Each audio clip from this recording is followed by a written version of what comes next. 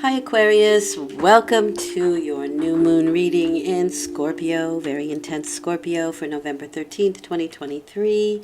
It is supposed to be an intense new moon, but that doesn't have to be bad.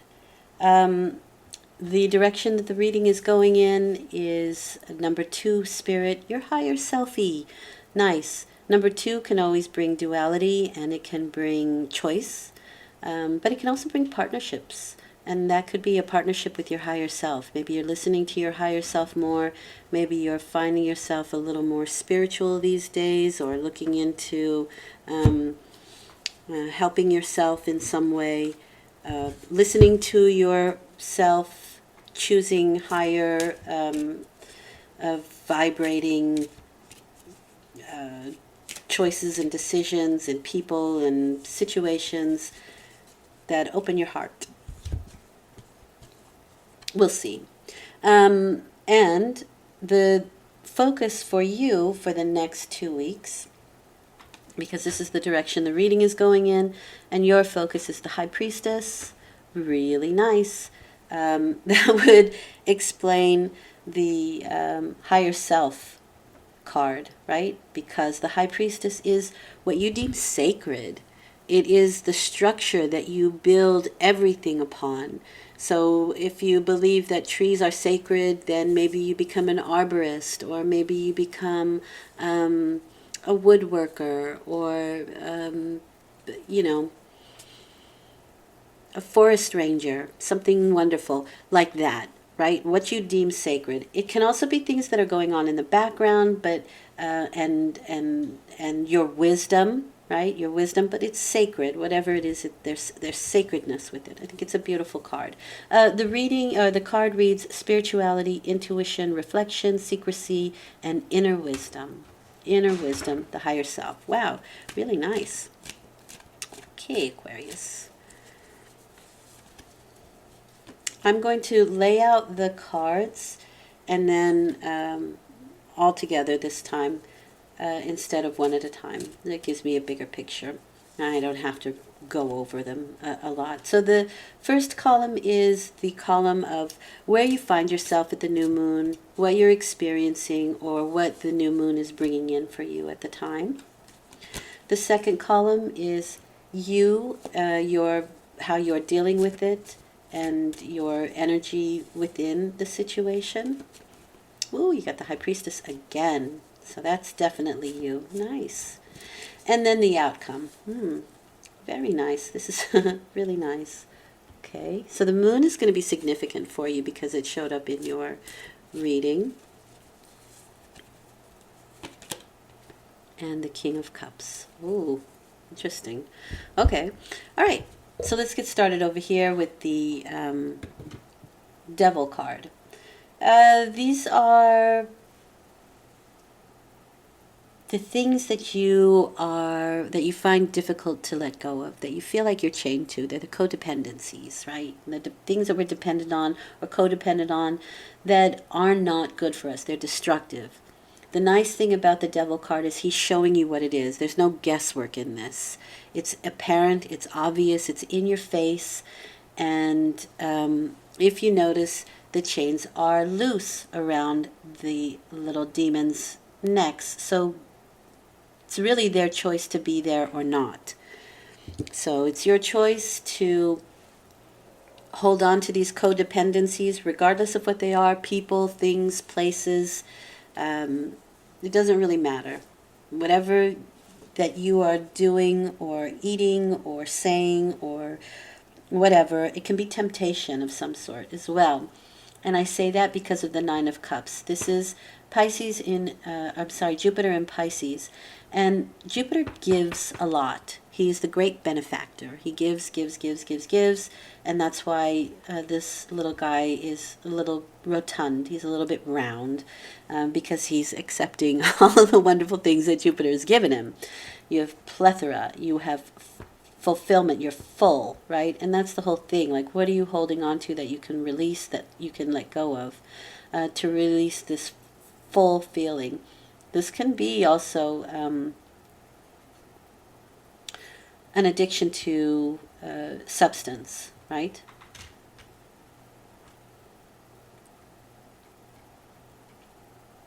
in this case, and because of what I'm seeing here, I have a feeling that once you face your fears, the devil, you are rewarded, because this is the Make-A-Wish card. But the reward comes after we've faced our fears. And we're doing that here with the Devil card and the Moon card, both of them. I'm also saying this, well, let's pull another one here, because I'm also saying it because of the Page of Swords. I mean, the whole reading is reading that way, so we'll get there in a minute. Okay, so this can be somebody who's helping you, or this can be somebody you need to release. The King of Swords. It can also be your energy, because you're also the Page of Swords here. So this can also be your energy. But this is somebody who's very logical. This is my Libra card. If it is somebody else, you'll recognize them because they have sharp features. So they can have a pointy nose, a pointy chin, high, sharp cheekbones, and kind of like darty, pointy eyes. Their logic, their reason. The King of Swords wants to balance things out. He does not use sentimentality to do it, though. It can be quite harsh with the King of Swords energy. But maybe that's what you need. Maybe there's this energy of harshness, but it can also be the antagonist here as well.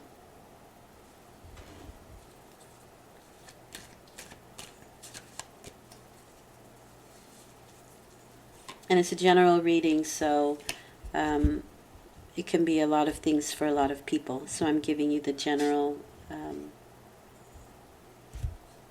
meanings.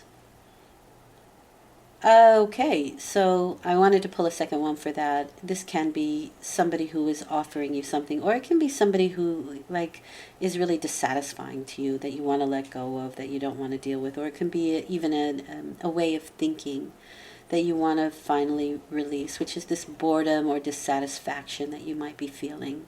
And you're being offered this new cup to fill it up with what you want. But this is the card of boredom and dissatisfaction. Okay. So I feel a couple of scenarios from that, right? Somebody is very dissatisfying for you. The Devil card can be somebody that you need to release and let go of. But this can also be you, in that you're using your logic and your reason to overcome whatever it is, this codependency or whatever difficulty or temptation that might be coming your way. Let's say, for instance, that you are recovering alcoholic and you're going to a party, right? So this is your codependency. You go to Thanksgiving, let's just say, because we have a little feast behind us here. And there's somebody there who's like, yeah, take a drink, have one. Oh, one won't hurt you, it's no big deal. Or there's people around you who are drinking and there's merriment, and you really have to pull yourself back. You really have to hold yourself back from taking a drink. It's that kind of scenario, okay? It's that kind of situation that can crop up here. It's just a scenario. It doesn't have to be what's actually happening, but it's a for instance, okay? And that's where I mean by codependency and temptation can come in. It can also be, let's say, you're married already, and here comes a really nice looking Libra, and it can be also temptation, right? All right, that kind of thing. Now you have the Page of Swords as you, and the High Priestess, which is really, really good. You can be a little bit, though, I'm going to say, for somebody, there might be like a stalking situation, and you could be the stalker. And by that I mean you're following people on the on social media, you're checking out their situation, where are they, that kind of thing. But it can also just be looking for information. And in this case, it can also be that with the High Priestess, because we're looking at something deeper here. We're looking at something loftier, higher-minded with the higher self. We could be looking into books and videos and materials that that are exalting, right? They bring us up to a higher perspective, a higher frequency, secrets. She's carrying the Torah, right? So these are loftier, higher ideals, higher information that we can be seeking out in regards to this situation here, right? How can we be a better person? Um, Maybe you suspect somebody is cheating on you, and so you're looking to see if if it's happening as well, but you're doing it secretively with the high priestess there. However, we're still dealing with your higher self, and that's something loftier. That's again something sacred, so I kind of want to keep it on that level. Decision. This is the moon in Libra. The moon in Libra is an interesting card because they have the ability to see things, both sides of a situation, right? It's always the scales that they're trying to balance out, and so it's really hard to make a decision when you do that. The head and the heart may not be in alignment. We may be negating the heart, and the higher self is actually helping you to get back into that heart space, to reconnect with that so that it's easier to make a decision or to see things as they truly are, right? The devil can be deception.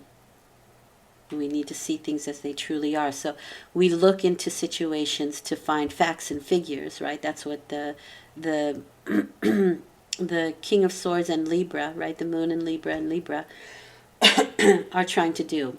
Also, we have the moon again here. And this is a new moon, by the way. So we might be delving into self-help books, spiritual books, online courses, that kind of thing with the Page of Swords. We want information with the Page of Swords, right? That's my Taurus card, and I know a Taurus who studied something on podcasts for a year, and at the end of the year she had a beautiful thing that she put together, but she put in the work, she put in the effort. That's Taurus, right? I'll do it until I get it right. And I'll work and work and work hard at it until I uncover all the information that I need to do it right, to make that decision through a higher perspective, through what I deem sacred. Okay? The moon card is some fears that may pop up around the time of the full moon or the new moon, but it can also have something to do with the eclipses that we just had in October. So maybe you will revisit that, or you will recognize it from the last two readings. But the moon card are those things, those fears that come up around the moon, or those shadows, right? Shadow work, which would definitely tie in here with higher self and finding a sacred space or sacred information that you deem sacred to help to dispel those fears, because the moon calls those fears up so that we can look at them, so we can become aware of them, because the moon is the subconscious. And once we become aware of them, then it doesn't become a shadow anymore. It's in full light, and we can address them and face our fears. And that's what I mean by the Nine of Cups. When we face our fears, that's when we get the reward for it. That's when the Nine of Cups, that's when Jupiter says, okay, you did the hard work. Here you go. You get what you want. Okay? So that's the moon card there. And oddly enough, the King of Cups is very lunar as far as I'm concerned. They say that Pisces is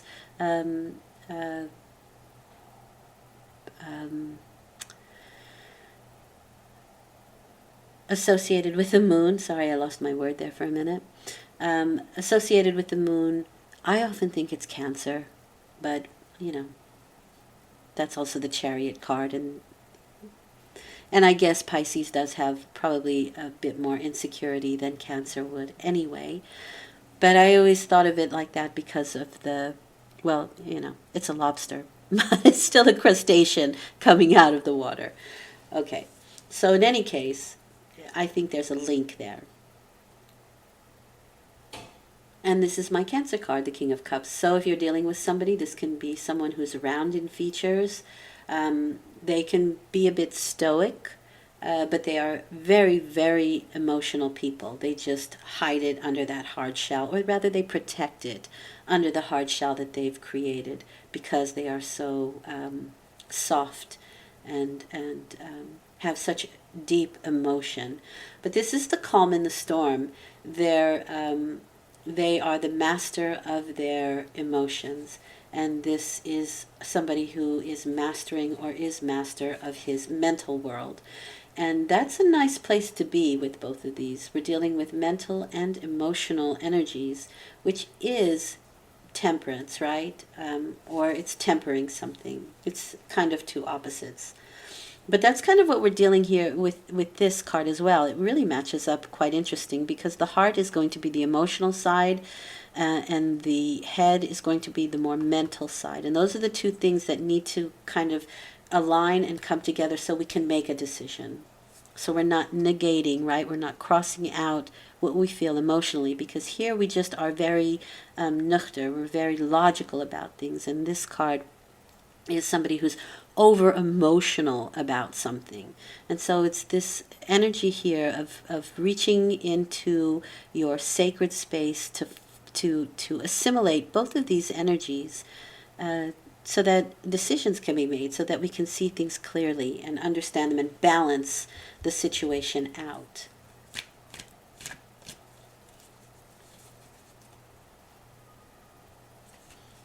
And funny enough, these two cards are also, because they're both twos, but they're also very much related to each other. I mean, she is the queen of the moon, right? The goddess of the moon. And both of them have a crescent. They're very related. Ten of Wands. This card's come up a lot. So we are taking our responsibilities, what we've been responsible for, right? The things that we have been responsible for. We pick up those burdens, those responsibilities, and we move them to an end cycle. Ten of Wands. It can be slow going. It can feel like it's stubborn or just plodding. But we are getting there, and we are finishing up some responsibility that we need to, on a very internal level, Aquarius, with this set of cards, with your higher self and and the High Priestess. That's sacred energy. That's really deep stuff, and I can see that here. And it looks to me like you are triumphant. It may feel slow, it may feel heavy, it may feel like you're taking on a lot of responsibility with that Ten of Wands, but you're bringing it home, right? You're fixing things, you're settling them.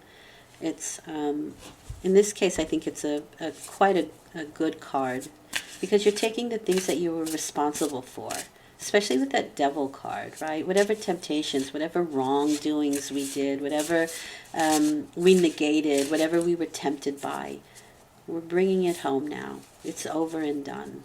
Through your higher self, through your wisdom, through what you deem sacred. What the Spirit wants you to know, this card has extra cards in it. This is one of them, and it's spirit guides. So your spirit is absolutely guiding you. You may get messages, so watch out for the things that you think when you're in the shower, when you're around water, when you're having dreams, right? You can have some very prolific dreams coming. It's protection, it's divine signs. So if there's an unusual animal that comes by, or you keep seeing this red cardinal or something like that, look up the totem on the internet. Find out what it wants to tell you, because you are being guided by something 100% here. You're being guided. Don't be unreceptive to it, because this is ignorance and unreceptive on the negative side, or disregard the messages that are coming through to you. They are divinely guided, and you are being divinely guided.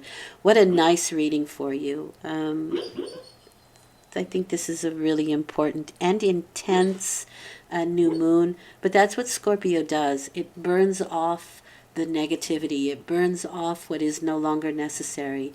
It burns off the dredge, right? If you're refining something, you have that funk, or what is impure, right? It refines the impurities. That's what I'm getting at here. So I think this is a big new cycle for you. Pay attention. Thank you for listening. I hope it's been helpful. I find it quite interesting. And I'll be back in 2 weeks with a full moon reading. Thank you again. Take good care.